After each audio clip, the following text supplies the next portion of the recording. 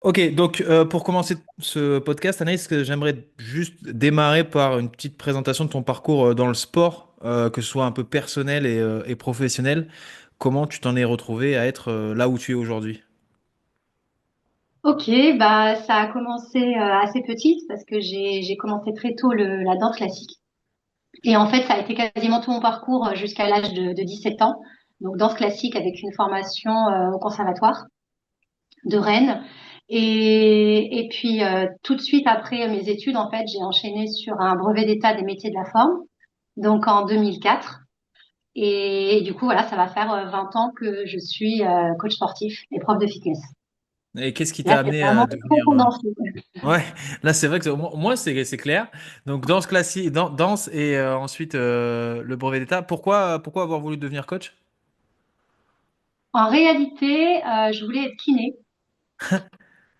Et en fait, quand j'ai vu mon niveau scolaire pour atteindre les écoles, ça m'a un peu frustrée, et même rebutée complètement. Ouais.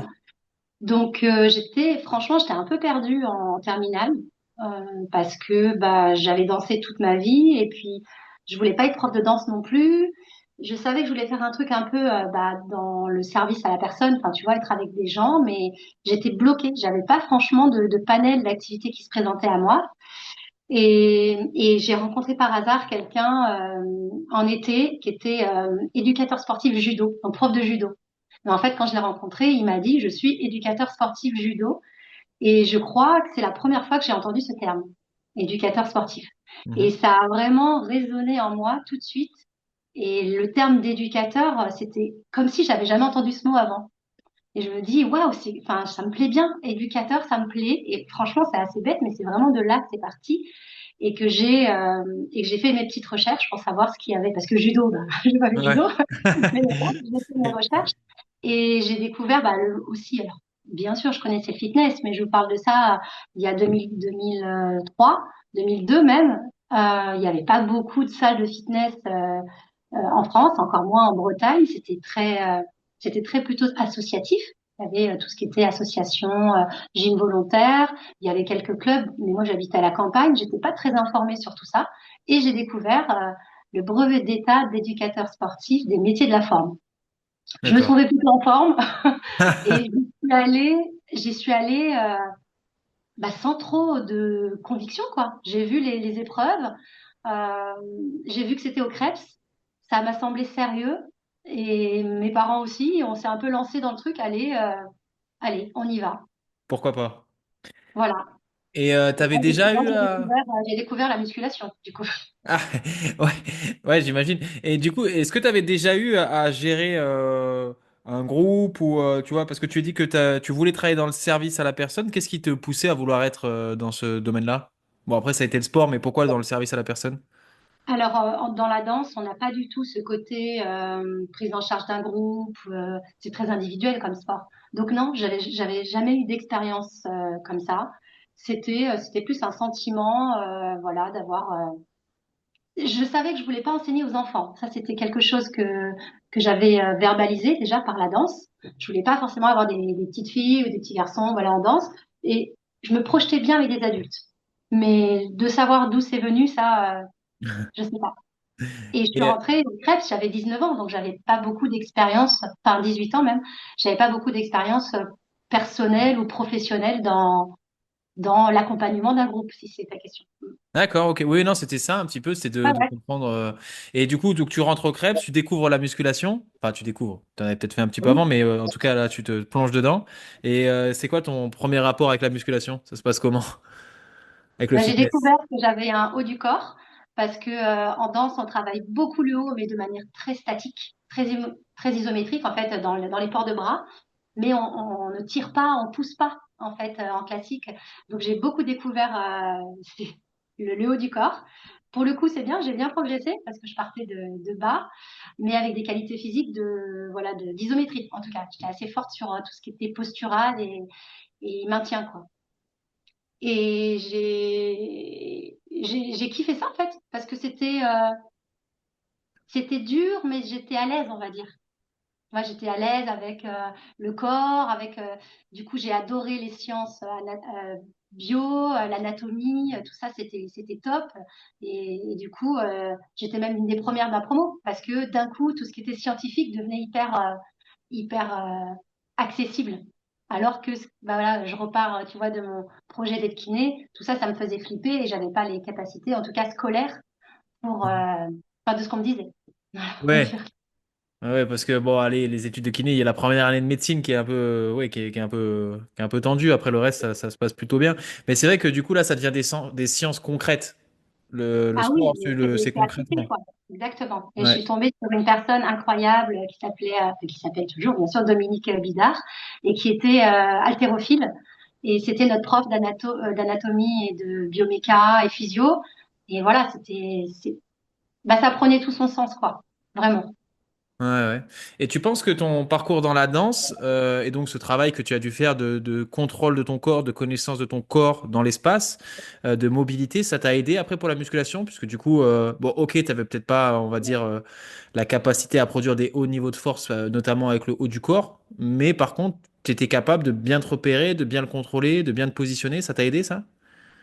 En fait, quand tu es dans l'action et dans la découverte, et à l'âge que j'avais, tu réalises pas du tout ça. Tu fonces et tu fais, quoi.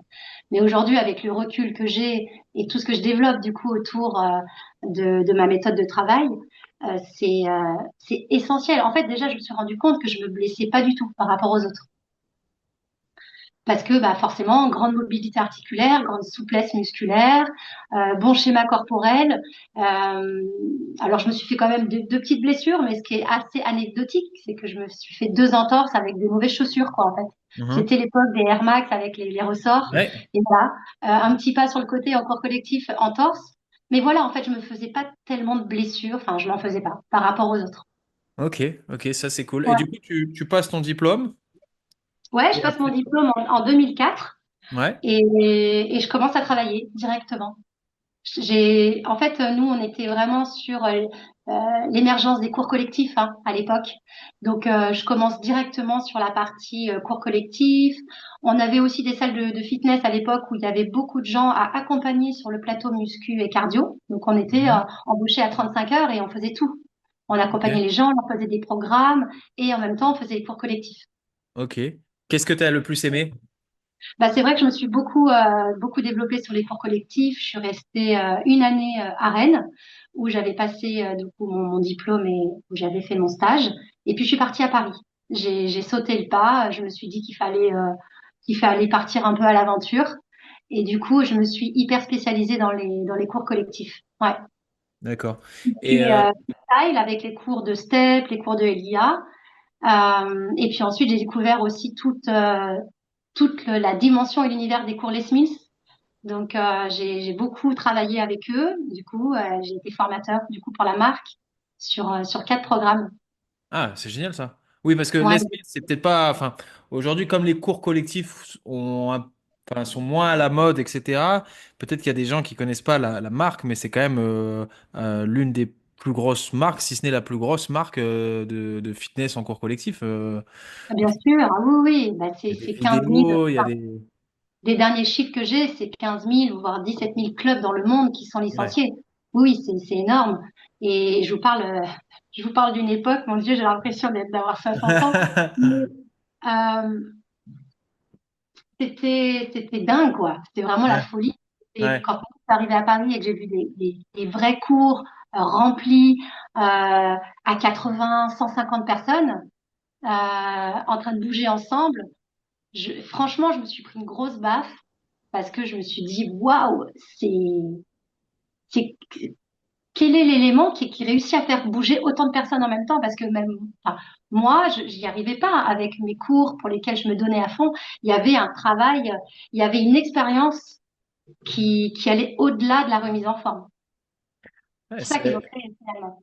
150 personnes, enfin 150 personnes à diriger, à guider, à Ouais, mener. ouais. C'est un sacré challenge, ça. Comment on fait d'ailleurs pour gérer un groupe aussi grand? Parce que bon, faut y arriver, quoi. Bon, il y a plusieurs choses. Soit le cours il est déjà préconçu, donc ce qui est le but des programmes Les Mills. ou alors bah, on crée notre propre cours. Et là, l'objectif, le dénominateur commun, c'est la préparation. Il faut être prêt à 300%. Il faut connaître chaque élément de sa séance. C'est vraiment du par cœur. C'est du travail millimétré, scripté, que ça soit d'ailleurs sur du freestyle ou sur un cours Les Mills. Il faut savoir exactement ce qu'on va faire en lien avec la musique aussi beaucoup. C'est vraiment cet élément de la musique qui va guider, qui va driver le cours, qui va nous guider nous et qui va faire qu'il y a quelque chose qui ne s'arrête plus du début à la fin du cours. Donc Ah, ça, c'est... c'est une machine bien huilée quand même le cours collectif quand on veut qu'il soit porteur comme ça d'une expérience et qui soulève même jusqu'à 300 1000 personnes. Enfin, moi, je sais que j'avais un cours, c'était entre 150 et 300 personnes tous les mercredis soirs. Et quand on faisait des événements, on montait à 1000 personnes. Mais la magie, elle opérait parce qu'il y avait tous ces éléments-là, finalement, incroyable. qui étaient bien huilés ensemble et qui créaient, voilà, cette expérience. Ouais, Ça, c'est c'était ouf. incroyable. Ouais, ouais, Incroyable. ouais, c'est incroyable, mais ça existe encore, hein. Mais c'est vrai que le, les projecteurs sont moins, on va dire, sur les cours collectifs en ce moment. Ouais, ouais. Oui, parce que moi, je vois par exemple dans les salles commerciales, alors j'imagine que c'est peut-être pour des raisons financières ou je sais pas, mais maintenant, les cours collectifs qui peuvent être proposés, c'est par des écrans. Tu sais, ils mettent dans Ouais. une salle, il y a un écran et tu suis l'écran, donc du coup, ça, il y a personne. Il y a absolument personne qui y va, etc. Parce que je pense que même si on est 150, 300 dans une pièce, le fait de savoir qu'il y a un ou plusieurs coachs à suivre, qui est là pour nous guider et nous corriger. Je pense que ça doit rassurer les gens. Et puis il y a cette alchimie. Je pense que tu sais, l'espèce de lien social aussi que le sport est créé. J'arrive et je suis pas seul dans ma salle. Là, je suis avec waouh, 300 personnes comme moi. Et du coup, j'imagine que tu dois avoir des niveaux différents dans la salle, des personnes qui suivent le même cours. Tout le monde n'a pas le même niveau, le même physique, les mêmes capacités. Comment tu faisais pour adapter le cours que tu avais prévu et que tout le monde puisse le suivre? Alors effectivement, c'est le gros enjeu du cours collectif, la capacité de s'adapter, d'être complètement dédié à ton produit de base, mais qui soit accepté et qui soit réalisable par un maximum de personnes. Il y a quand même beaucoup de frustration dans ça et on peut en parler un petit peu plus tard. C'est-à-dire que on part avec l'idée que de toute façon, on ne pourra pas s'occuper de tout le monde de la même façon. Voilà. En fait, il faut faire en sorte que tout le monde s'y retrouve. Et à la fois, on sait déjà d'avance que on pourra pas coacher aussi bien qu'en one-to-one Bien sûr. ou que sur un petit groupe de 6, 8 personnes. Voilà. Donc, il y a déjà un peu cette acceptation-là. Et c'est important à savoir parce que quand je l'enseignais à mes étudiants en BPGEPS, je leur disais, en fait, il faut trouver l'équilibre entre satisfaire un maximum de personnes et à la fois accepter qu'on peut pas aider tout le monde. Parce que dans un cours co, quand on commence à s'intéresser vraiment à une personne qui n'arrive pas à faire l'exercice ou qui se semble en difficulté pour X raisons, hein, et ben, c'est forcément au détriment du reste. Mhm. Mhm. Donc, c'est vrai que ça, c'est compliqué et c'est ce qui est le plus dur à gérer finalement dans un cours collectif, c'est cette différence de niveau. Alors parfois, il y a quand même des cours qui induisent d'eux-mêmes un niveau de pratique. Je pense à des cours où il y a énormément de sauts, par exemple, d'impact. Bah là, déjà, il y a une sorte de filtre naturel qui se fait. Euh, mais l'idée, effectivement, c'est de refuser personne sur un cours. Quelqu'un veut faire un cours, bah venez, on vous accueille et on essaye de vous accompagner. Euh, Ce qu'il faut faire, je reviens à ce que je disais tout à l'heure, c'est cette préparation. C'est de se dire, voilà, j'ai un exercice ou j'ai un groupe d'exercices, j'ai une séquence d'exercices. Qu'est-ce qui est la chose la plus limitante dans ce groupe d'exercices? Et c'est de s'intéresser au préalable déjà à un panel de 2, 3, 4 options, adaptations de cet exercice. Donc en fait, quand on est en cours co, on a une sorte de proposition, de matrice qui se met en place. Je Ouais. fais ça, je propose cet exercice, tout de suite, je peux proposer cette option-là et cette adaptation. C'est quoi le problème dans ma tête, je me dis, c'est la charge, c'est le mouvement, c'est la vitesse. Hop, tout de suite, je propose des choses en restant en mouvement et en continuant à motiver tout le monde. Ouais, c'est un sacré challenge, ça. Ça, c'est dur, hein. Non, mais en vrai, c'est très, très dur.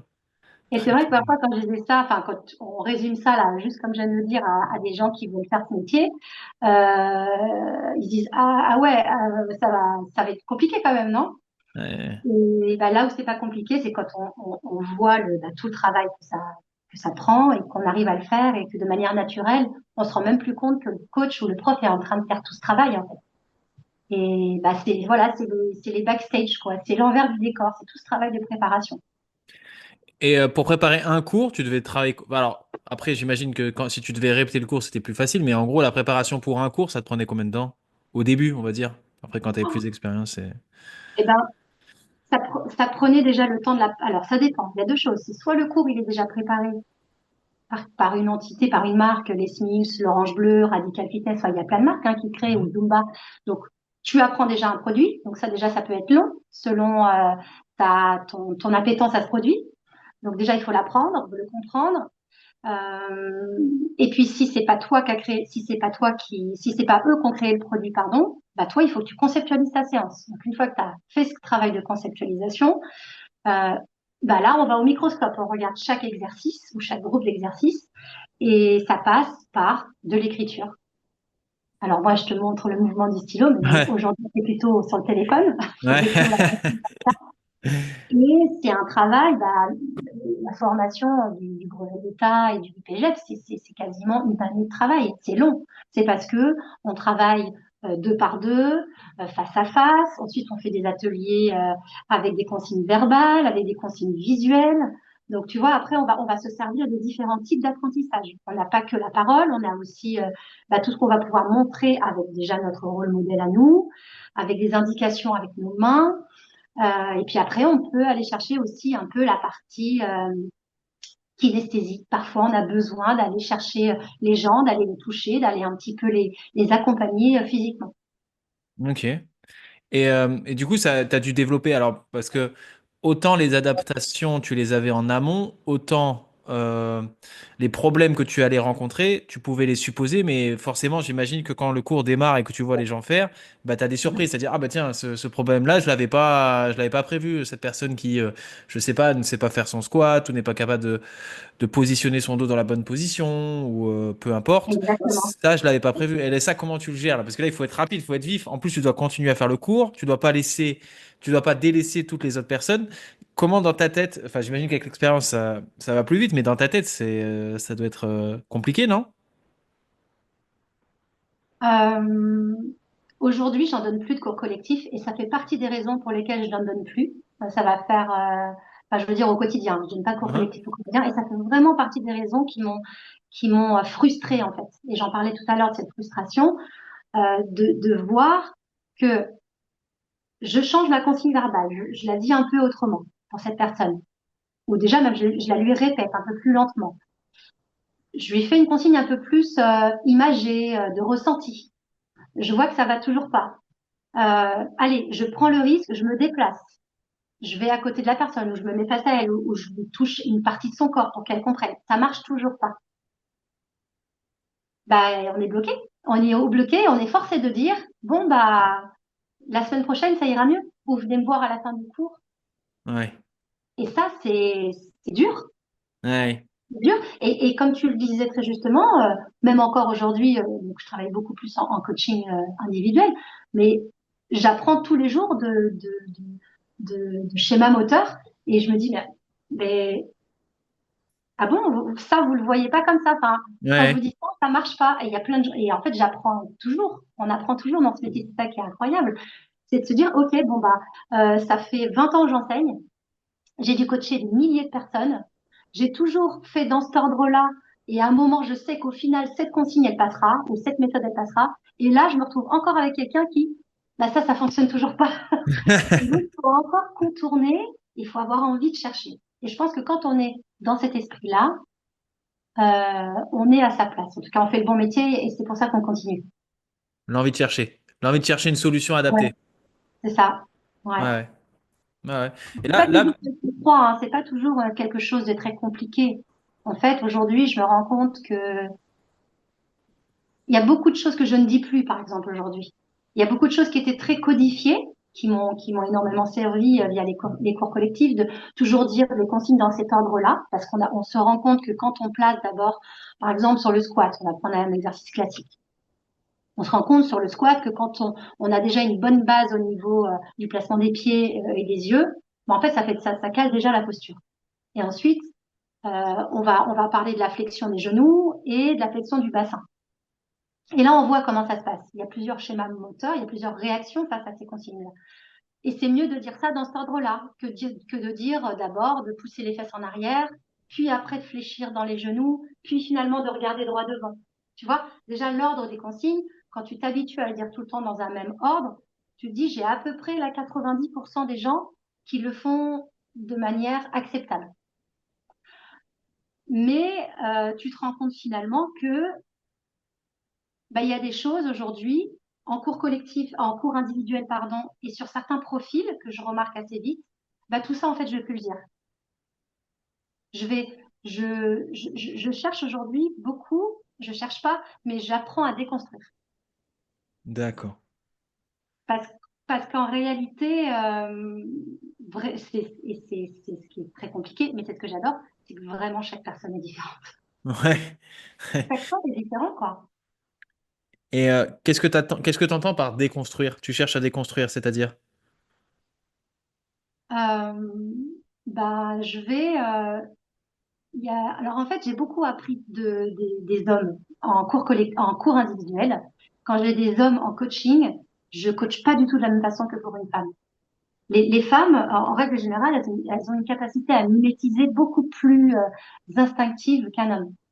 Et c'est vrai que le côté rôle modèle, moi montrer l'exercice, le démontrer, la plupart de mes clients masculins, c'est pas ça qui leur apprend à faire l'exercice. Et du coup, quand je dis je déconstruis, la plupart du temps, je leur dis de faire en fait. Quand je fais D'accord. un nouvel exercice, je leur montre une fois ou deux, mais sans coacher du tout, sans mettre de consignes, parce que ils ont tendance à avoir du mal à intégrer les consignes visuelles et verbales en même temps. Ça va trop vite. Alors attention, hein, c'est peut-être pas le cas de certains qui nous regardent, mais de ce que j'observe, Mhm. ma petite expérience, c'est ce que j'observe. Et donc du coup, je leur propose plutôt, je leur montre l'exo, je dis voilà, on va faire ça et ça. Je nomme même pas l'exercice et je les laisse faire. Et ben avec ces clients-là, ils font vachement mieux l'exercice comme ça que si je leur avais bien coaché. Ok. Donc en fait, je laisse de côté toutes mes consignes, mais je les laisse dans un petit coin. Je vais y revenir plus tard pour travailler avec un petit peu plus de précision ce que j'attends. D'accord. Ok, donc tu laisses une liberté dans le mouvement. Bah, beaucoup plus aujourd'hui. Ouais, d'accord. Alors que c'est vrai que d'instinct, on aurait tendance à penser à directement mettre des consignes, voire même Ouais. des consignes qui deviennent des contraintes finalement pour la personne en fonction de comment elle bouge, comment elle les comprend. Et presque parce que peut-être ça nous rassure de mettre des consignes. Si on dit toutes nos consignes, on dit, ouh, bon là j'ai dit tout ce qu'il y avait à faire, moi j'ai fait mon taf. Alors que toi, tu es plutôt dans l'optique de dire d'abord je le laisse faire, je vois comment il comprend, comment il bouge, comment il s'adapte au mouvement, et ensuite, et seulement ensuite, j'essaierai de le guider avec des consignes plus claires, c'est ça? Enfin, plus précises. Grossièrement, c'est ça. Mais Ok, on est sur un profil de personnes avec qui j'ai déjà travaillé des séances avant, ok. enfin, c'est peut-être pas ma première séance, c'est ça que je veux te dire. Je vais pas laisser quelqu'un, quoique ça peut être un très bon test aussi, hein, Mhm. pour observer du coup la personne dans son mouvement naturel. Mais sur certains exercices, avec certains clients, quand je te dis déconstruire mon petit schéma bien carré, des cours collectifs, un squat ça se dit comme ça, une fente ça se dit comme ça, une pompe ça se dit comme ça, ben en fait aujourd'hui je ne vais pas me heurter, je vais pas me braquer à me dire si il faut vraiment que vous mettiez vos pieds comme ça, que vous, tu vois ce que je veux dire? Ouais, ouais, bien sûr, bien sûr, bien sûr. Je m'autorise beaucoup plus de liberté et ça me fait penser aussi à cette question de la respiration sur laquelle on nous a beaucoup martelé avec il faut inspirer à tel moment, Mhm. expirer à tel moment. Et ça, c'est pareil, j'y reviens énormément en ce moment. Mhm. Bah oui. J'arrête de vouloir absolument synchroniser le souffle sur le mouvement. Pour moi, ça vient, limite, ça vient en tout dernier, ça sublime le mouvement et ça vient, c'est la cerise sur le gâteau, quoi. Mm. Donc, je laisse plus le mouvement naturel se faire. Mhm. aussi imparfait soit-il, et je travaille autour. Et après, comme on disait tout à l'heure, ça dépend du profil, ça dépend de la personne que j'ai en face de moi. Il y a des gens, ils ont absolument besoin que je fasse en même temps qu'eux. Ils ont absolument besoin que je leur explique à quoi ça sert, que je leur donne vraiment des consignes précises. Mais je me suis rendu compte avec certains clients, et du coup, bah attends, c'est horrible parce que je me dis en cours collectif, j'ai dû rater tellement de choses. Ouais, mais c'est le Mais bon, jeu. c'est le jeu, c'est ça. Et c'est ce que je disais beaucoup à mes clients, à mes élèves, je leur disais, vous voyez, c'est le jeu. Vous ne pouvez pas espérer du 100% d'acquisition, d'apprentissage en cours collectif. Mhm. Faites de votre mieux, trouvez un maximum d'options, d'adaptations, de consignes différentes, mais, euh, mais c'est le jeu, ouais, comme tu disais. Par Ouais. contre, en coaching individuel, là pour le coup, moi ce qui me passionne, c'est l'individualisation et c'est vraiment la personnalisation des consignes. Et ne pas hésiter moi-même à me remettre en question tout le temps sur ce que je vais dire et faire. Ça c'est. Mais tu vois, la respiration, je trouve que c'est un exemple très parlant parce que moi encore, quand j'ai des clients en coaching, c'est vrai que c'est presque la première question qu'on me pose sur le mouvement. On apprend à faire le mouvement et tout de suite, et comment je respire? Bah, pour Incroyable. l'instant, contente-toi de respirer. Déjà, fais-le un peu comme tu le sens et puis on verra. Comme si vraiment, enfin, bon, je veux. Si la respiration, moi, j'estime qu'elle a une importance, si tu veux, notamment quand on va se retrouver sur des mouvements lourds.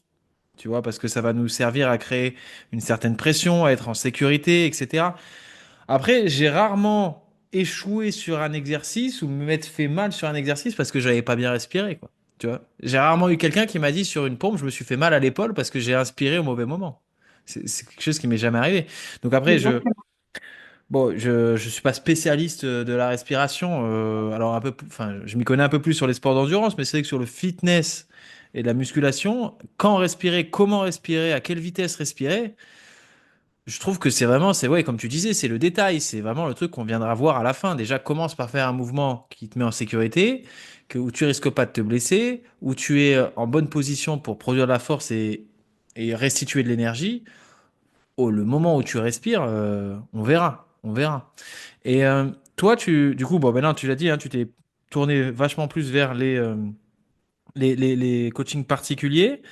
Et fort de toute cette expérience que tu as pu obtenir, bon, maintenant, tu commences un peu à développer un peu ta méthode de travail, c'est ça? Oui, oui, Euh, ouais, ça fait un petit moment que je suis dessus et je suis vraiment dessus de manière, on va dire, active et dans l'exécutif depuis 2 ans. Ouais, depuis 2 ans, et là, j'arrive vraiment aux portes de pouvoir, voilà, la rendre disponible, on va dire, au plus grand nombre, cette méthode. Mais déjà pour le grand public, et puis j'espère plus tard peut-être pour des professionnels, ce ouais. serait chouette. Euh, En fait, ça a été très évident. Enfin, ça n'a pas été évident tout de suite, mais ça a été nécessaire à un moment de me dire, euh, il faut que j'arrête de faire des choses qui fonctionnent. Hein, on va dire, allez, on va des squats, des fentes, des pompes, des planches, tout ce qui fonctionne pour remettre en forme le corps, parce que parce qu'en fait, le schéma corporel, il n'est pas bon du tout là. La posture, si on peut dire ça pour galvaniser un peu le terme, la posture, elle est pas bonne. En fait, c'était assumer de dire aux gens, pas tout le monde, mais vraiment, on va dire au moins 3 personnes sur 4 qui pouvaient avoir besoin de mes services de coaching, c'est de dire, là, j'ai besoin, vous avez besoin d'au moins 6 semaines de travail uniquement sur la posture globale. Donc l'idée, c'était vraiment de développer une méthode de travail tournée autour du mal de dos, parce que ça, c'était quelque chose qui revenait beaucoup aussi. C'était peu importe le fait de remettre en forme quelqu'un, il y avait ce mal de dos qui était présent pendant la séance, en dehors de la séance, et ça m'embêtait en fait à un moment de dire tout le temps, ah mince, ah bon, ah vous avez, en fait, je savais un peu pourquoi, parce qu'en fait, je suis allée trop vite. Et je pense que parfois, enfin même souvent, on va trop vite. Parce que Pourquoi on va trop vite? Parce qu'on a envie de bien faire, hein, attention, et que le client il a envie aussi d'atteindre ses objectifs rapidement de perte de poids ou de masse, de prise de masse. Euh, et je pense qu'aujourd'hui, c'est nécessaire d'assumer, d'avoir vraiment cette, comme on peut l'appeler dans des programmations, cette adaptation anatomique, d'arriver à son résultat, à son objectif, de commencer à travailler son objectif. Et du coup, j'ai vraiment eu beaucoup de personnes qui se sont tournées vers moi parce que j'en avais aidé d'autres à en finir avec leurs problèmes de dos, en plus de leur apporter, de les amener à leur objectif. Mhm, mhm. Non, mais c'est Et donc, très j'ai commencé intéressant. vraiment à kiffer ça, tu vois, à kiffer traiter. Je parle, je suis bien que coach sportif, mais à, à soigner le mal de dos, quoi. Mhm, mhm.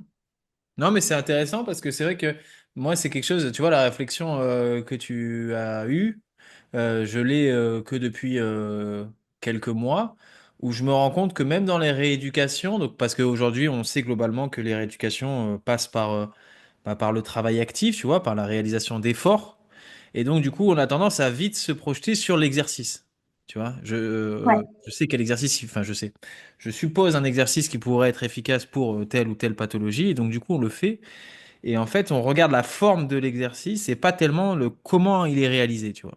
Et c'est vrai que ouais, moi, maintenant, je passe pas mal de temps sur, en amont, dans les premières séances, à dire, voilà ce que vous devez ressentir, voilà ce que vous devez sentir contracter ou étirer, voilà ce qu'on recherche, etc. Et peut-être qu'on prend une ou deux séances en plus, mais je sais que c'est du temps qui sera gagné après parce que pendant l'exercice, quand je vais leur dire, vous devez avoir cette position, contracter ce muscle ou sentir ce tissu ou savoir cette sensation-là, ils sauront ce que c'est, tu vois. Et je pense que ce travail postural que tu fais, effectivement, on peut avoir l'impression au début qu'on perd du temps parce que oui, moi, ce que je veux, c'est perdre du gras. Et ce que vous me faites faire, bah, pour l'instant, ça ne me fait pas perdre de gras. Mais par contre, je mm. pense que c'est du temps de gagner pour ensuite, dans le programme plus sportif, tout de suite avoir les bonnes postures, le bon truc. Et puis pas être ralenti par les douleurs, parce que ça, c'est pareil, quoi. Les gens, ils s'en Ah ouais, inquiètent pas alors au ça, début. c'est clair que tu mets le doigt dessus. Si on commence quelque chose et que, bah, euh, en fait, souvent, le problème, c'est un peu le client parce que lui, il veut aller vite. Mhm, Et mhm. je le comprends et il est plein de bonnes motivations, il est plein de bonnes envies. Du coup, parfois, le coach, il se laisse même un peu déborder. Ouais. Parce que le client, il veut plus. Il fait, tu sais, la prochaine fois, tu peux y aller un peu plus, hein. Ah ouais, tu crois? Bon, bah ok, allez, on augmente un peu les charges, ou j'augmente un peu la vitesse, ou je te mets un petit peu plus de travail, de volume, par exemple. Et en fait, ah, petite déchirure légère, mollet, ah, un petit peu, bas du dos, ah, un petit peu, et tous ces ah, un petit peu, bah, tu le sais très bien, hein, j'imagine Mhm.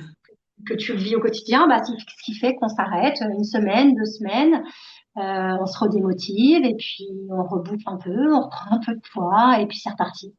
Ouais. Ouais, ouais, Et complètement. c'est sûr que c'est pas périn quoi en fait. C'est pas périn, mais ce qui est très compliqué pour un coach en fait, c'est d'avoir le bon discours et surtout de bien expliquer ça. C'est d'avoir parce que c'est clair que c'est pas fun, hein, la posture c'est pas fun, c'est pas, on transpire pas, donc le client il a l'impression qu'il fait rien. Euh, je laisse tomber pour les hommes. La population masculine, pour moi, c'est ce qui est le plus compliqué à convaincre Ah pour ouais. ça parce Non. qu'ils en sont très très loin. Ouais. Mais quand on sait de quoi on parle et qu'on a des vrais arguments, ça fait son chemin. Ça fait son chemin et en fait, tu vois, depuis, je suis vraiment revenue même au terme d'éducation physique en fait. C'est vraiment de l'éducation physique. On revient en base. Savoir bouger déjà. Avant de faire les choses, savoir bouger, savoir se positionner. Et là, moi, où je te rejoins à 100%, c'est que la population masculine, ouais, si ça fait pas mal et si on transpire pas, ça marche pas, c'est que c'est pas bon quoi. Les femmes commencent à arriver aussi dans ce domaine-là, c'est-à-dire que maintenant elles ont des objectifs. Je pense qu'elles et ça c'est vraiment une super bonne nouvelle, c'est qu'elles se sentent moins fragiles, donc elles sentent qu'elles peuvent envoyer, tu vois. Et du coup bah elles attendent d'envoyer dans une séance, tu vois. Et c'est vrai que passer par cette étape, et là je pense que c'est ce que tu dis, c'est une question de discours. Moi je pense que bon, je suis pas encore très très bon là-dessus, mais j'ai le temps de progresser. Mais c'est vrai que en fait, c'est jamais le message le problème, tu vois. C'est la manière dont tu amènes le message. Et Ouais. tu peux jamais l'amener de la même façon à toutes les personnes, puisqu'il va falloir adapter le discours à la personne. Et là, on en revient un petit peu à aussi ta faculté que tu avais de t'adapter, d'adapter les consignes et les exercices à la population que tu pouvais rencontrer dans tes cours collectifs. Ben là, pareil, c'est-à-dire que je pense que tu dois avoir aussi cette faculté à adapter ton discours et le message à la population que tu vas rencontrer dans tes coachings. Et ça, vraiment, c'est une qualité fondamentale, je pense. Fondamentale. Et cette qualité fondamentale, je pense qu'il faut chercher à la développer constamment. Et du coup, toi, comment tu as travaillé, parce que tu l'as dit, hein, tu passes beaucoup de temps à te remettre en question, etc. Comment tu as travaillé pour être en mesure d'adapter ton discours à la personne que tu as en face de toi? Alors, forcément, par les cours collectifs, déjà, c'était obligatoire. Ensuite, quand j'ai voulu développer le coaching individuel et en petit groupe, bah, je me suis vraiment rendu compte des différents publics que j'avais en face de moi. Parce que quand tu as une masse, bon, forcément, tu vois les gens. Hein, quand je dis pas, quand je dis que tu les vois pas à 20 ou 30 personnes, tu vois. Mais quand tu as une personne ou deux, des couples, donc c'est aussi une population qui était un petit peu plus âgée que moi en coaching individuel, et ben en fait, c'est vachement plus dur déjà d'avoir une personne qui te regarde comme ça dans les yeux, qui est à 1 mètre de toi, qui attend comme ça que tu les... Enfin, en fait, vraiment ce travail de coaching, euh, en plus, moi de base, même si j'ai donné des cours à des centaines de personnes, je suis quand même assez timide. Et ce côté one-to-one, c'est très oppressant.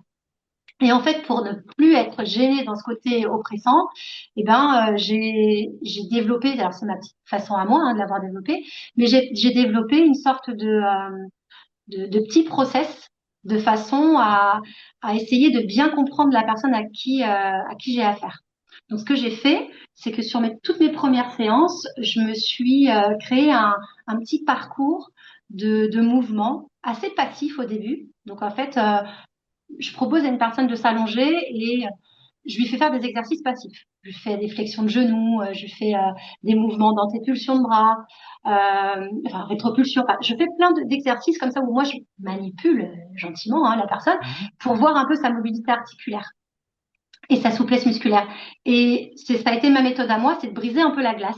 C'est-à-dire, au lieu de se retrouver comme ça debout, l'un en face de l'autre, ou moi devant et l'autre derrière, ce qui est très bizarre aussi, ou sur le côté, parce que c'est vrai qu'il y a cette dimension en one-to-one, c'est le placement du coach par rapport à l'élève.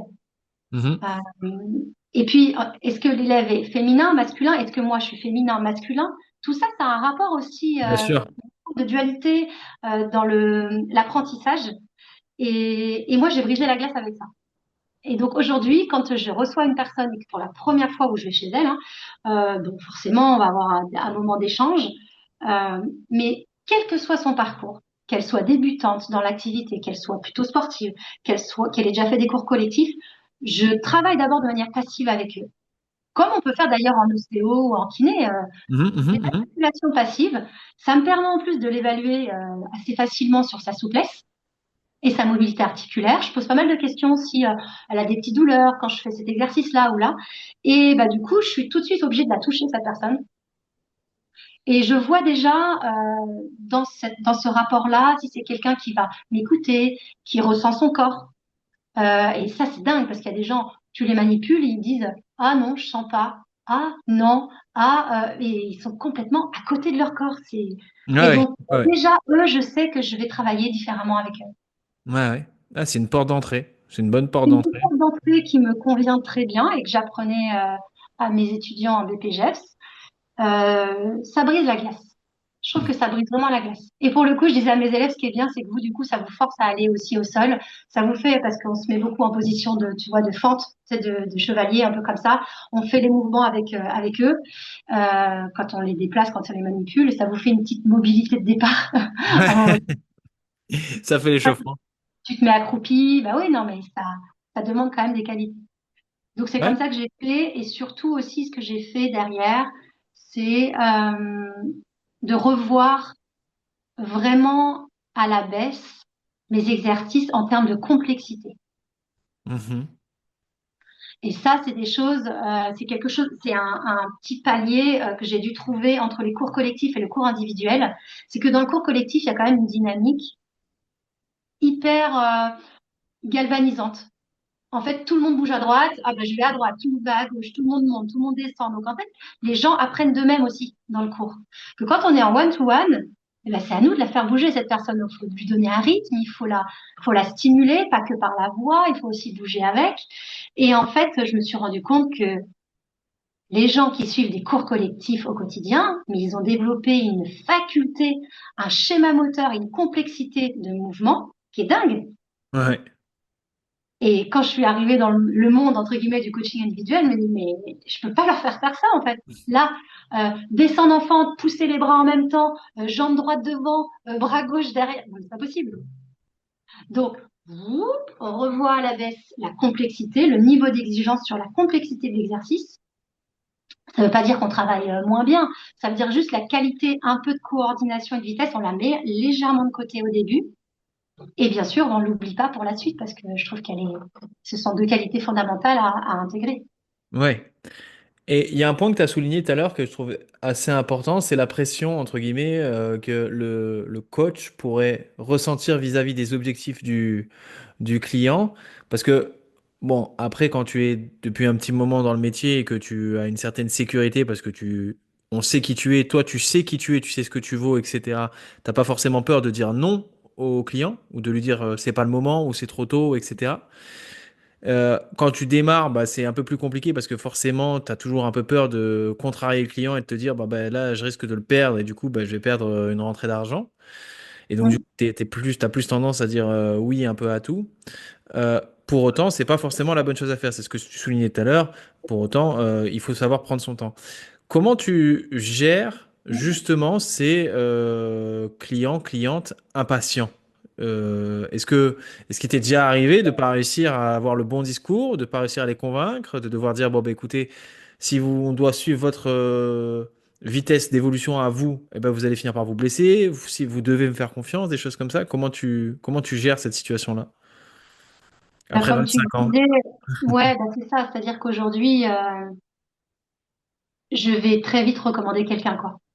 Ouais, d'accord. Si je Ouais. vois que le profil client, et je vais sortir la phrase du moment, et c'est OK. C'est-à-dire que on n'est pas fait pour bosser ensemble. C'est pas ma faute à moi, c'est pas la faute du client, c'est qu'à un moment, si le discours ne passe pas, il y a quelque chose de fondamental dans le coaching, c'est la confiance. Si on n'a pas confiance aux paroles de la personne qui est en train d'essayer de nous inculquer des choses, c'est pas, ça peut pas matcher. Il y a rien qui peut matcher. Et encore pire pour la perte de poids. Mhm, mhm, Pour mhm. la perte de poids, si on n'a pas confiance à 100% à son coach, déjà que c'est dur à gérer individuellement, cette ces périodes-là où de perte de, enfin, c'est hard comme boulot à mettre en place, je trouve. Euh, Si on n'a pas confiance, ça peut pas fonctionner. Donc, c'est pour ça que tu vois l'atelier de départ dont je te parle, passif, là, au sol, machin, si, parce que dans ce moment-là, je place beaucoup de choses. Je commence à distiller un peu qu'il va y avoir du travail postural, qu'il va y avoir des étapes qui vont peut-être pas être forcément agréables, mais que c'est bon pour la suite, que c'est au service du résultat. Quand je vois déjà que ça, il n'y a pas écho, que la personne, elle a pas envie de faire un peu de mobilité, elle sent déjà que la souplesse, je sens qu'il y a il y a une réticence. Moi, ce que j'aime bien faire, c'est quoi qu'il arrive, je délivre un bilan. Je dis, bon, bah voilà où vous en êtes aujourd'hui. Je propose ensuite mes services, un petit devis par mail par rapport à ce que j'ai vu. Et je pense qu'on attire les gens avec qui on a besoin de travailler. Mhm, Donc, je pense mhm. que naturellement, la personne, elle va faire des réticences sur le prix ou sur plein de choses parce qu'en fait, elle sent que ça va pas le faire pour elle et je vais le recommander à quelqu'un d'autre. Ouais. Il y a rien qui vaut un bien-être mental au travail. Moi, ça, c'est un truc que j'ai appris. C'est que Ouais, quand ça matche pas, comme tu disais, quand il y a pas cette confiance, ce feeling, tu sais que ça va pas bien finir. À un moment donné, tu vas arriver dans les séances et le message, s'il passe pas, ça finira par, enfin, pas bien finir, j'exagère, mais lui, il va pas prendre de enfin, lui ou elle ne va pas prendre de plaisir dans la séance. Toi, tu vas pas prendre de plaisir dans ton coaching. C'est pas bon. C'est pas bon et c'est vrai que moi là-dessus je te rejoins et c'est quelque chose que j'ai compris là bon, assez récemment mais finalement qui soulage un peu l'esprit, c'est de se dire ok, ça passe pas, la connexion passe pas, mon message ne passe pas. Eh ben écoutez, essayez avec tel professionnel, avec tel ouais. tel autre professionnel et peut-être que ça passera mieux. Ça, c'est vraiment quelque chose. Recommander quelqu'un d'autre et accepter de pas être la solution à tout le monde. Ça, c'est ce que tu disais, hein, on n'est pas la solution pour tout le monde.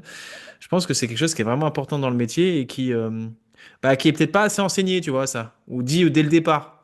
Tu vois, c'est-à-dire que tu rentres dans le métier de coaching, tu penses que tu vas aider tout le monde, que tu as la solution pour tout le monde, le message pour tout le monde, et en fait, non, non. Alors aujourd'hui, on dit ça, enfin moi je me permets de le dire parce que voilà, j'ai mes activités qui me permettent d'avoir de bien en vivre. Mais mes élèves, le premier, mes étudiants, ils étaient en train de me dire, mais comment tu peux refuser? Nous, on peut pas refuser. Les Oui, clients, on peut pas bien refuser de sûr. commencer un coaching. Il faut bien qu'on commence. Et c'est pour ça que je vais encore militer pour le côté double option, le fait de pouvoir aussi à côté enseigner des cours collectifs, ou de fait, c'est le planning en fait, c'est écrit tel cours. Alors oui, après des fois on n'aime pas la tronche du Ouais. coach, mais si on vient pour un objectif, si c'est aller, on va dire un circuit training, on sait à peu près déjà à quoi s'attendre. Bon bah on vient pour le circuit training. Que en coaching individuel, c'est pas ça. Là, je viens pour mon coach et je viens pour mes propres objectifs. Enfin, l'équation, elle est plus la même. Donc c'est vrai que quand on est prof de fitness, donc plus cours collectif, on peut décharger un peu tout ça en cours co parce que on se donne à 100% dans son cours, les gens ils prennent. Que en coaching individuel, il y a une vraie relation d'apprenant et de guide qui fait que comme ça va s'inscrire dans la durée, il faut que ça se passe bien dès le départ. Et se Mhm. passer bien, c'est pas que le rôle du coach à s'adapter au profil de la personne. On parlait de profil tout à l'heure. On peut s'adapter dans la façon, dans l'apprentissage d'un exercice. Mais la personnalité, je recommande à personne de la changer. C'est-à-dire que il faut que les gens vous choisissent aussi pour les valeurs que vous véhiculez, pour votre énergie. Euh, et comme tu le disais justement, à un moment, ça va nous revenir en pleine face de toute façon. Ah oui. Mm. Soit parce que le client va pas avoir des résultats qu'il espérait, et donc ça va forcément être la faute de telle ou telle personne, soit on va reprocher à notre client de pas mettre les choses en place parce qu'il fallait mettre des choses en plus en place. C'est un peu voué à l'échec. Et puis Ouais. pour le coup, ce que j'enseignais beaucoup, c'est qu'un client content, bah, c'est un client qui vous recommande pas. Un client Ouais, mécontent, mais pardon. content, ouais, bien sûr. Ouais. Ouais. Non, non, mais Donc au final, c'est reculer pour mieux sauter. bien, même si effectivement, comme tu l'as souligné, c'est tout à fait compréhensible que au début, quand on se lance dans l'activité, ce qu'on veut surtout, c'est manger. Donc on est prêt, enfin, on veut du client entre guillemets, parce que si on n'en a pas, ça fait zéro. Mais effectivement, moi, je l'ai remarqué, ça finit toujours par s'arrêter. Alors qu'avec les clients, par exemple, moi, que je peux voir avec qui le feeling est passé et la mentalité est un petit peu la même et on est un peu sur la même longueur d'onde, bah, moi, ça fait, je pense que les plus vieux, ça doit faire 6 ans et demi d'affilée là. Enfin voilà, Mhm. c'est presque ma plus longue relation, tu vois. C'est des, c'est des relations que tu vas avoir avec eux tout au long de la vie, que tu vas les accompagner, tu vas les voir progresser. Et c'est vrai que Ouais. si dès le départ, le message, c'est pas le bon, enfin, en tout cas, on n'a pas la même direction, ça peut pas fonctionner. Ça va tenir 1 mois, 2 mois, et puis après, ils vont abandonner. Ils vont abandonner. Donc moi, je trouve que effectivement, c'est important de se connaître. Et pour se connaître, il faut essayer des choses, tu vois. Et ça, c'est bien. C'est ce que j'aime bien aussi dans le circuit un petit peu que tu as suivi, c'est-à-dire cours collectif, puis coaching individuel, puis ta méthode de travail à toi, parce que tu as suivi des étapes. Aujourd'hui, c'est vrai qu'on a tendance, ça tout de suite, j'ai mon diplôme, boum, je pars dans le coaching individuel et je fais un peu comme je le sens. Sauf que c'est difficile tu vois, pour pouvoir jouir d'une certaine liberté de mouvement, il faut déjà avoir les bases, tu vois. Et pour improviser, il faut connaître d'abord la leçon, tu vois. D'abord, tu connais ton Mhm. discours et après, Mhm. tu peux improviser. C'est difficile d'improviser dès le départ, tu vois.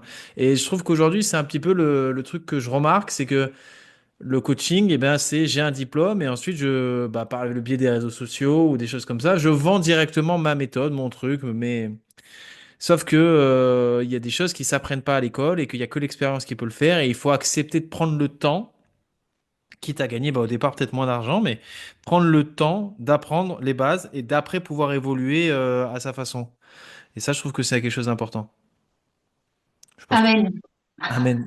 Non, mais je sais pas ce que tu en penses là-dessus, mais c'est vrai que, tu vois, j'en discute avec des T'as tout coachs. dit. Ouais. J'en discute T'as avec. tout dit. Et à la fois, franchement, excuse-moi, ouais, je t'ai coupé, mais euh, quelle difficulté pour un enseignant que j'ai été pendant 10 ans pour le BPGEPS d'avoir des gens motivés, avec des ressources, avec un potentiel physique, mais c'est tellement frustrant de savoir qu'ils vont pas pouvoir s'épanouir au début. Ouais, ouais. Et c'est compliqué pour moi de leur dire, enfin, je leur ai dit, essayez d'être proche de vos valeurs et de votre vision de ce que vous voulez faire avec vos clients et de pas vous laisser déborder dans quelque chose qui ne vous correspond pas. Mais à la fois, je comprends la réalité financière. Mhm, mhm. Et c'est marrant parce que tu faisais écho à un adage qui me suit depuis très longtemps et j'arrive pas à remettre le doigt sur où je l'ai entendu, cette phrase. Et en fait, elle fait partie aujourd'hui de ma façon de véhiculer mon travail. D'ailleurs, j'ai écrit un livre là. Depuis 2 ans, j'écris un livre sur ma méthode ça fait partie de mon sommaire, de ma préface, pardon. C'est imite, assimile, innove. Et tu vois, ça résume ça, Mhm. c'est-à-dire qu'à un moment, il faut passer par ce passage de calque. Il faut calquer ce qui fonctionne déjà, de pas chercher tout de suite à faire original, à faire une méthode différente, comme tu disais, ou quoi. Et l'assimilation, c'est très long. Ouais. C'est très long. Euh, En imaginant qu'en plus le coach ne s'est pas blessé, que le coach a toujours des, des envies de se challenger un peu personnellement, parce que ça fait partie de la vie du coach aussi, d'avoir toujours des objectifs sportifs. Et après, voilà le temps de l'innovation. Mais Ouais.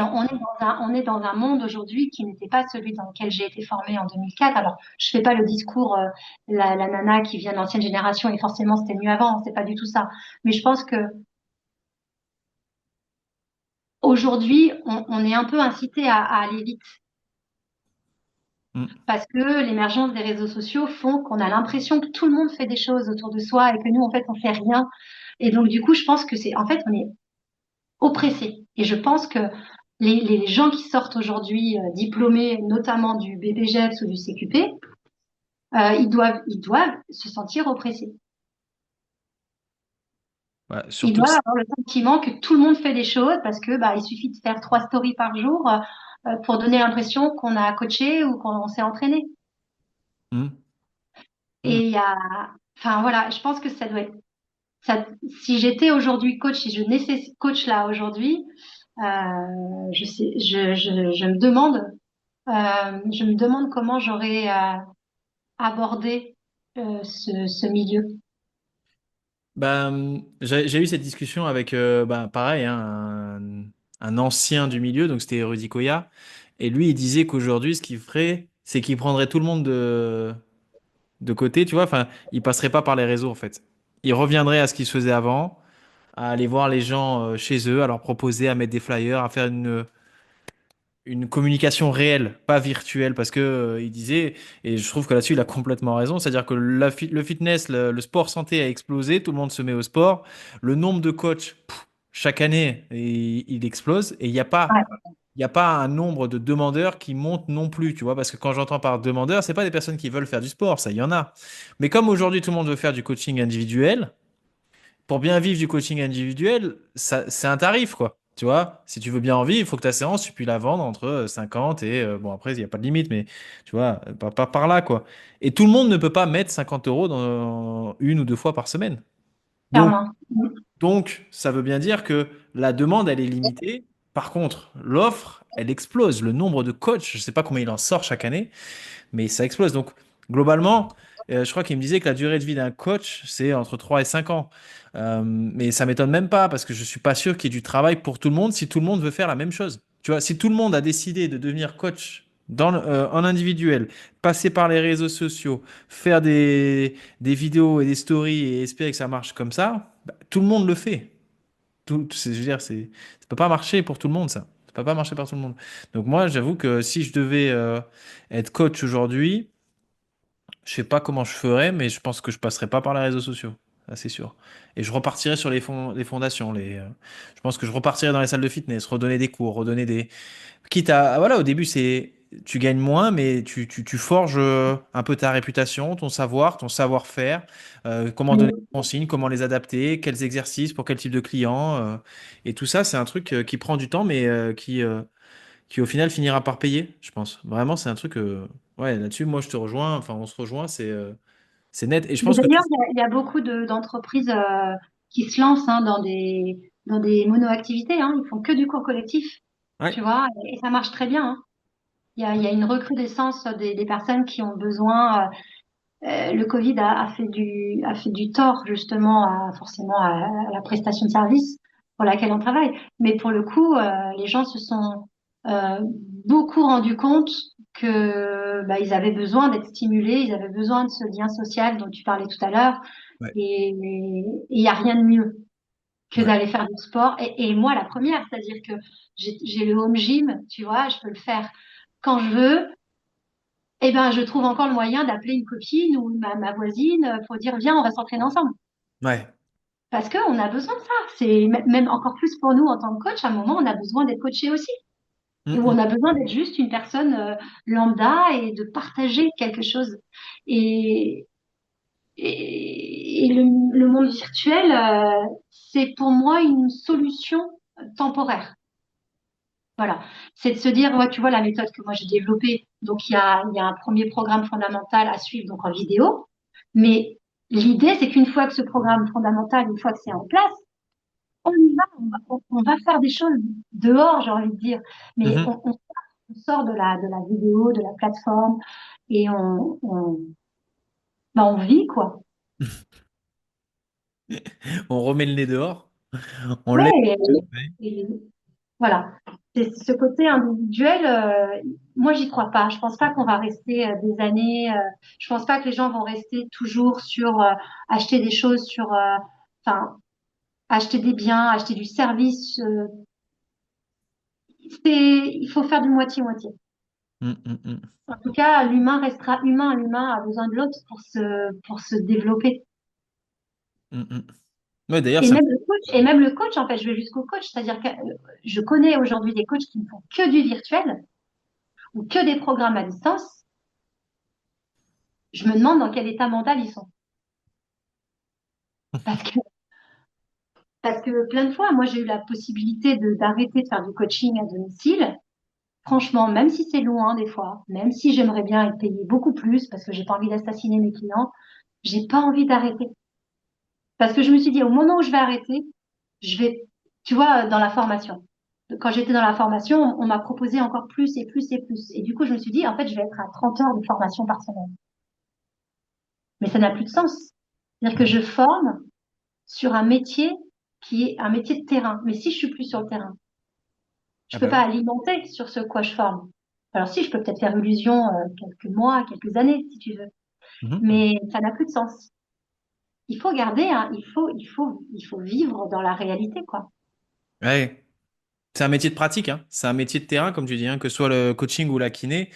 C'est des métiers manuels, j'ai envie de dire presque. Donc il faut avoir les mains dans le cambouis, quoi. Il faut le faire, il faut le vivre. Si tu passes ton temps à juste en parler, tu finiras par être dépassé très très rapidement. Et moi, je sais que là-dessus, je te rejoins. Je connais qu'une seule personne hein, qui vit uniquement des suivis à distance et ouais, moi, je me verrais pas le faire. Je sais que je suis déjà à distance, j'en fais, mais ça reste une petite partie de mon activité parce que Ouais. bah, déjà parce que je trouve ça moins efficace, première chose. Et j'aime pas passer du temps à faire des trucs où je sais que je suis pas complètement efficace. Et ensuite parce que, ouais, moi j'ai besoin de côtoyer, de vivre avec des gens, tu vois, en face de moi. Tu vois, c'est comme quand j'ai le choix entre répondre à un message ou discuter avec la personne en face de moi. Bah, désolé pour la personne qui a envoyé le message, mais elle passera après. Tu vois, je préfère le monde réel. Et derrière, on ira voir si le monde réel me suffit pas, j'irai voir le monde virtuel, tu vois. Mais dans un premier temps, on va rester avec les gens que je peux voir. Ça, c'est quelque chose dont j'ai besoin. Donc, moi, j'ai un peu peur. Et tu parlais de l'humain a besoin de l'humain. Et est-ce que toi, puisque du coup, tu as un peu plus de recul, qu'est-ce que tu penses de l'émergence de l'intelligence artificielle? C'est un sujet qui fait tabou, ça. Enfin, qui fait un tabac. Ouais. Ah, Ouais. ah. Est-ce que ça va nous remplacer ou pas? Est-ce qu'on sera au chômage? Est-ce que l'intelligence artificielle va nous mettre au chômage? Que je sache. Est-ce que je dois me réorienter? Franchement, je suis pas une personne qui donne son avis sur des grands sujets comme ça. Je trouve ça, Ouais. en fait, j'ai pas assez de matière pour te répondre. Si je peux juste quand même t'apporter, voilà, une réponse à ta question, je pense que ça va tous nous forcer à travailler avec de la qualité. Et c'est pas plus mal. Ça force à ça. Et tu Ouais. sais, quand tu me disais le nombre de coachs qui sortent, aujourd'hui, tu vois, j'ai bientôt 42 ans et, et en fait, ils me poussent à me renouveler, en fait, tous ces gens. Plus il y a de monde, plus je me dis, Anaïs, tu peux pas rester sur tes acquis. Mm. Et c'est pas parce que ça fait 20 ans que je fais ça que je sais tout.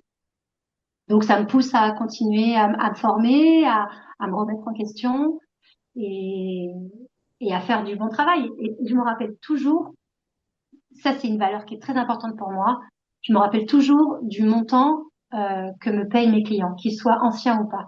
Ouais. Et j'essaie toujours de me dire, est-ce que là, Anaïs, tu vaux, on va dire 100 euros? Ça m'arrive de me faire payer 100 euros. Est-ce que vraiment ta séance, elle vaut 100 euros? Ouais. Et ça, c'était une question aussi en BPGEPS. C'était de dire, waouh, waouh, bon, si on fait à moins de 40 euros, tu te rends compte, les charges, machin. Je fais, OK.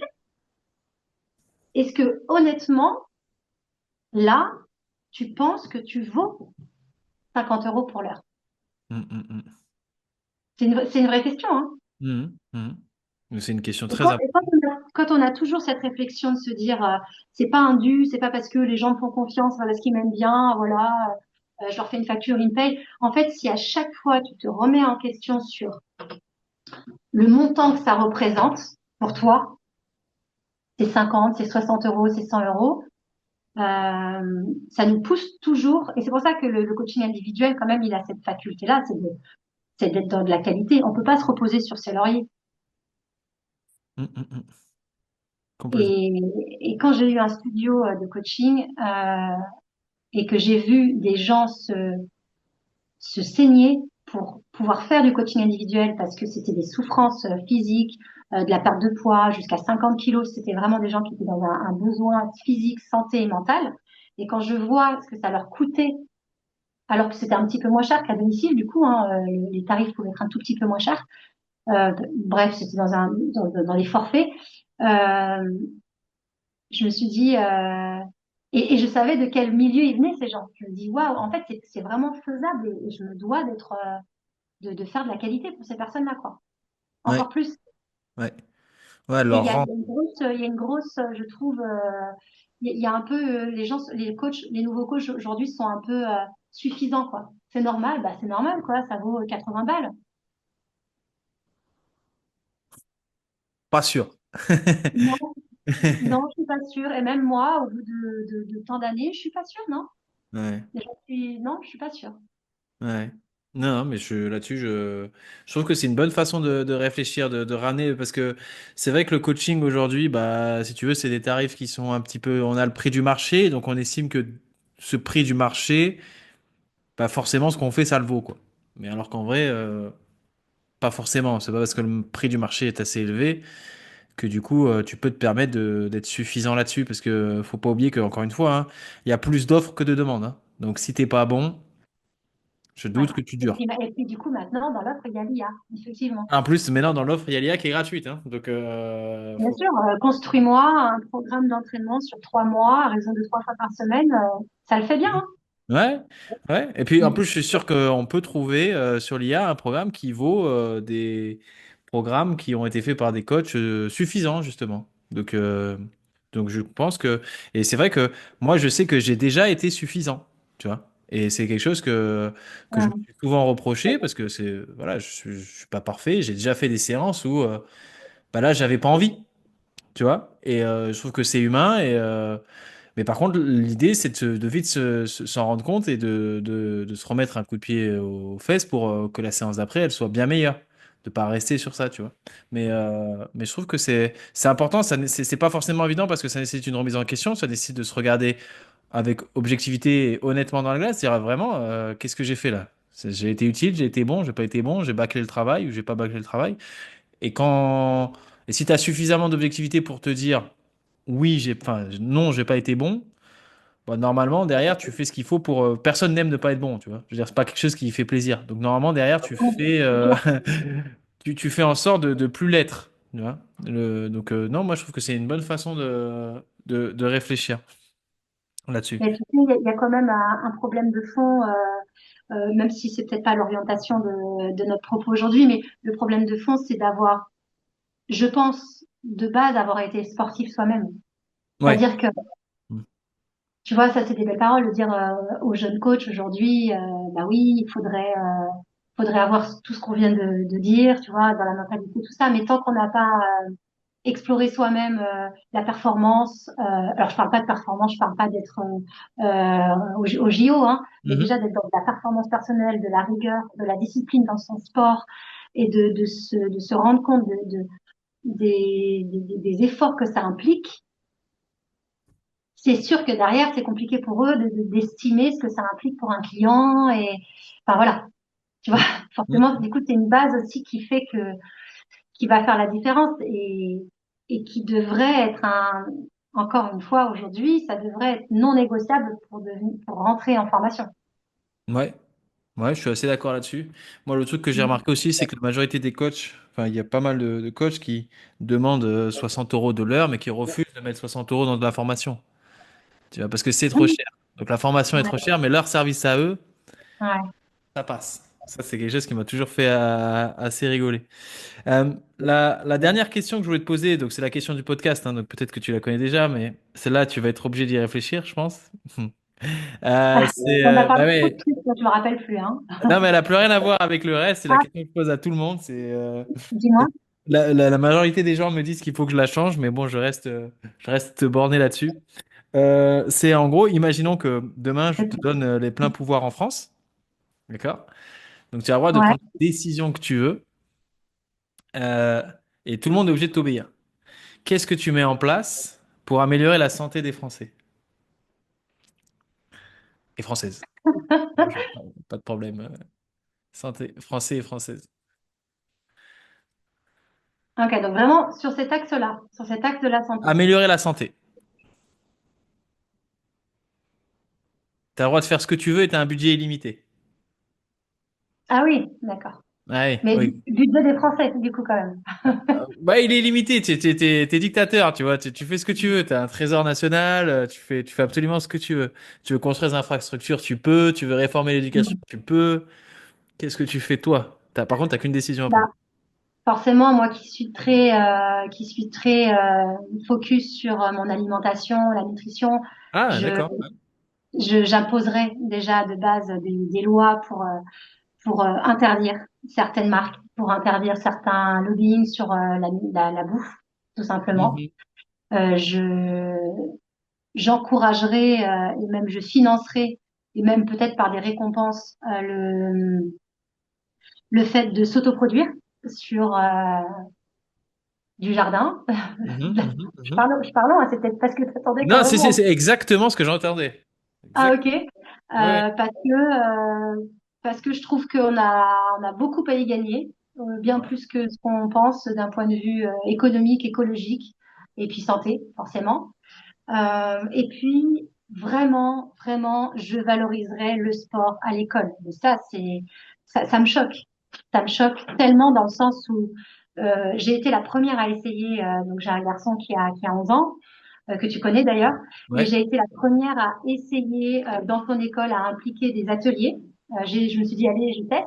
Ateliers de mobilité, de souplesse, avec carrément un petit protocole pour permettre à la maîtresse, donc c'était en primaire, de faire 3 exercices par jour au Ok. moment des pauses, au moment des récréations. Et en fait, bah, la plupart des maîtresses ne sont pas du tout impliquées sur ça, comme ni concernées. Et aujourd'hui, en plus de ça, je me rends compte que là, au collège, bah, alors il n'y a pas de coefficient, mais les élèves sont évalués sur 3 matières principales. Et si l'élève en sport, il a 20 sur 20 et que ça lui fait une belle moyenne, eh ben, on va dire, oui, il a une belle moyenne, mais bon, ça ne nous plaît pas parce que les trois premières matières principales, elles n'ont pas 16, par exemple. Mhm. Il y a une Ah oui, d'accord. dévalorisation, il y a une dépréciation de l'effort physique. Mhm. Ça me choque. Mhm. Mhm. Ça me choque tellement que même moi, étant sport, et je faisais, je crois, j'avais 10 heures de danse par semaine, j'avais même pas moi envie d'aller au sport à l'école. D'accord. Pourquoi? Parce que je savais que j'allais transpirer, parce que quand on est sportif, bah, on transpire tout de suite, très vite. Je savais que j'allais transpirer et que j'avais quoi, 3 heures de maths derrière ou histoire géo. Donc bah j'ai pas de douche, j'ai pas moyen de me laver. C'est pas organisé en fait. Je Mhm. réorganiserai tout ça. Ouais, le sport à l'école. Oui, pour que ça soit fait dans des bonnes conditions. Mhm. Mhm. Ouais, ouais. Mais de toute façon, moi, je Dans pense des qu'il y bonnes a... conditions. Que j'ai pas 2 heures d'athlée où je sais très bien que je vais en chier physiquement, ce qui est normal, et d'après de remettre des fringues et d'aller faire du France. Enfin, ça va pas, je trouve. C'est incohérent. Mhm. Mais là-dessus, moi, je te rejoins parfaitement parce que c'est quelque chose que bah, du coup, on a tous plus ou moins vécu. C'est vrai que quand tu vas au sport, et puis après le sport, tu as une petite période quand même où t'es un petit peu, enfin, t'es fatigué, tu vois, tu viens de faire tu viens de faire tes 2 heures de PS.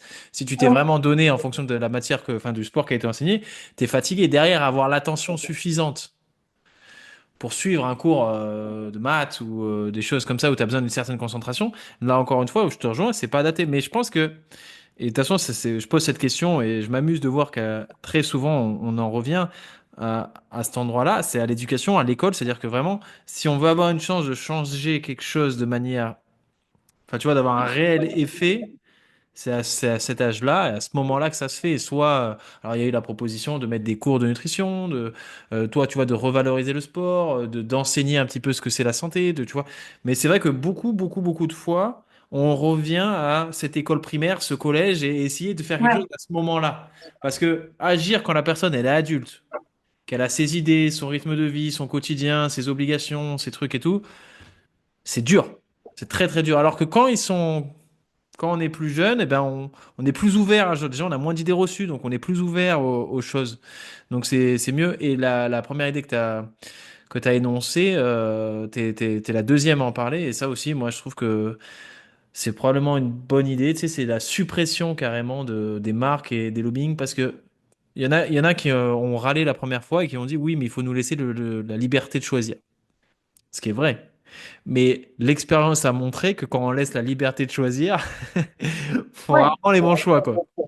Non, puis alors c'est pas qu'une liberté de choisir. Quand il y a un matraquage publicitaire, Mhm. euh, le choix il n'est pas vraiment fait par l'individu. C'est vrai Il aussi, est ouais. fait par toutes ces pensées qui ont véhiculé que manger ça c'est cool. Mhm. C'est vrai qu'on oublie un peu vite qu'il y a des gens qui ont fait de longues études et qui sont payés très cher pour te faire penser que le Coca-Cola, c'est pas si mauvais que ça, quoi. Ou que manger un McDo, bah finalement, ça va, ça passe, tu vois. Il y a vraiment, derrière, c'est pas juste une pub, hein, c'est vraiment, il faut imaginer qu'il y a des dizaines de personnes qui réfléchissent toute la journée sur comment on va te faire penser ou accepter l'idée que, bon, ça va, c'est pas si grave, quoi.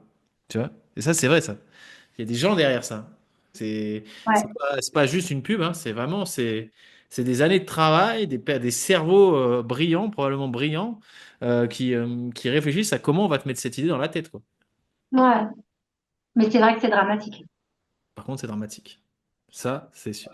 Voilà, je pense que ça n'arrivera jamais, mais c'est sûr que bah on voit des modèles quand même qui fonctionnent différemment et ça a l'air chouette. Tu vois, des pays où on a école le matin et c'est activité sportive, culturelle l'après-midi, bah ouais, carrément. Moi Ouais, perso, après 13 heures, j'ai plus envie d'avoir de travail cérébral, quoi. ouais, ouais, ouais, ouais, ouais. Fini, quoi, en tant qu'adulte. Et parfois, je sais que les enfants, quand ils sont à l'école, je dis, oups là, pardon. Euh, je dis pardon, mais il y a eu un gros boom. J'ai de la peine pour eux, en fait. Alors forcément, je me rappelle, je suis passée par là. J'ai de la peine pour eux de voir toutes ces heures de cours à enchaîner, Mm, mm, mm. assis. Et moi, en plus, qui travaille énormément sur l'optimisation de la posture assise avec mon programme sur le mal de dos, ça me scandalise, quoi, vraiment. Mhm. Ouais, je te rejoins là-dessus. Je te rejoins là-dessus. Mais là, il y a un long chantier, hein. On verra si ça aboutit. En tout cas, bah, je voulais te remercier déjà d'avoir pris le temps de venir échanger sur le podcast. Ouais, c'est Je voulais aussi te remercier d'avoir répondu à toutes les questions. Je trouve que vraiment, tu vois, cette discussion autour de cette capacité d'adaptation et de trouver la consigne, de savoir adapter son discours et l'exercice à la personne qu'on a en face de soi, je pense que c'est une qualité qui est fondamentale et c'est pour ça que je voulais absolument en parler avec toi parce que c'est quelque chose que tu maîtrises. Euh, Hâte de voir du coup la sortie de ce livre sur ta méthode. Sur le travail postural et sur les douleurs au niveau du dos. Donc là, tu m'as dit que tu étais toujours en train de l'écrire, hein, c'est ça, hein? J'ai Non, pas... ça y est, il est fini. Il est fini et il en est... Ouais, il est fini. Il est illustré et là, on est en train de travailler sur la stratégie de mise en place. Ok, Puisque après il va être en version digitale pour commencer le e-book. ok, Il va amener à une série de vidéos pour soigner et armer le dos. ok. Donc, 13 vidéos. Donc voilà, on est en train de travailler gentiment sur la meilleure façon de diffuser tout ça. Il a déjà un Et nom? alors, ma méthode, elle s'appelle ARM ARM, ok. et la philosophie globale, c'est BIBAC. Be-back. Ok. J'aime bien le jeu de mots. Ok, bah super. Eh ben écoute, merci beaucoup Anaïs. Et écoute, bah, je te souhaite de finir du coup ce projet et on verra Ouais, quand il prendra naissance. oui, oui, oui, mais ça arrive et en tout cas, c'est que du bon et même si j'espère que ça aidera un maximum de personnes, mais je pense que c'est important d'aller au bout des choses. Voilà déjà. J'avais envie de voilà d'aller sur ça, donc il faut le faire. Il fallait bien le faire, prendre le temps qu'il faut pour faire les Mhm, choses mhm, et mhm, toujours se rappeler pourquoi on fait ce métier qui est pour moi aider les gens, aimer aider les gens. Voilà. Avec quelques ressources que ce soit le sport, la nutrition, les manipulations. La thérapie manuelle, voilà. Et quand on aime les gens, bah, je pense que voilà, ça peut nous faire aller très très loin. Ok. Eh ben écoute, c'est passé. Merci à toi. Avec grand plaisir.